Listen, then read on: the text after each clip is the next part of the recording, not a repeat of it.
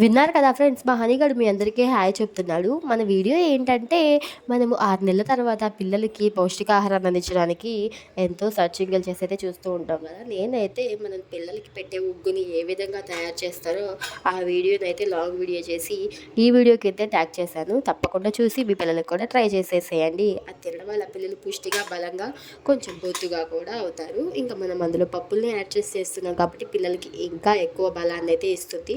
మొత్తం ప్రాసెస్‌నంతా నేను long video చేసి పెట్టాను. తప్పకుండా చూసి మన ఛానల్‌ని అయితే సపోర్ట్ చేయండి. ఇంకా మరిన్ని వీడియోస్ కోసం మన ఛానల్‌ని ఫాలో అయిపోతూ ఉండండి. ఇంకేంటంటే మా చిన్నది నన్ను ఫుడ్ విషయంలో బాగా సతాయిస్తారు. ఇంకా అవన్నీ నెక్స్ట్ వచ్చే వీడియోస్‌లో చెప్తూ ఉంటాను. ఇప్పుడైతే మీరు ఈ ప్రాసెస్‌నంతా లాంగ్ వీడియోలో అయితే చూసేసేసి మీ పిల్లలకి ట్రై చేసేసేయండి. మెయిన్‌గా ఉప్పు అయితే యాడ్ చేయకండి. 1 ఇయర్ వరకు పిల్లలకి ఉప్పు పెట్టకుండా ఉండడమే మంచిది. సబ్స్క్రైబ్. Wish you all.